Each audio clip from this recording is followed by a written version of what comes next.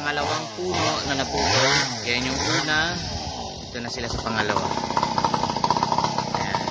Ayan, pangatlo na. Ayan, akit na. Ayan,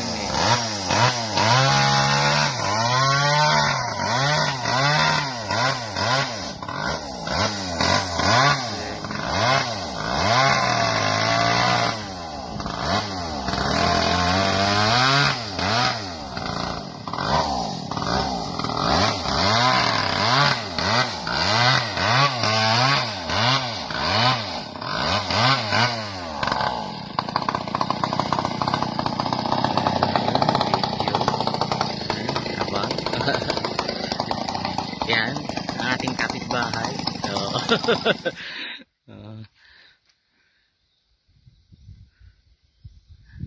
Pahig kayo, di ba? Kayo magkikirtiker ba someday?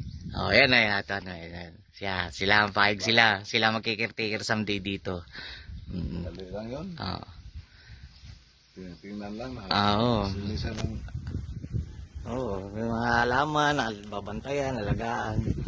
Ang alam naman to, sabi ng ate ko sa umaga, kayo didilig sa umaga. Pagdating ng hapon kasi dadating kami. Ganun.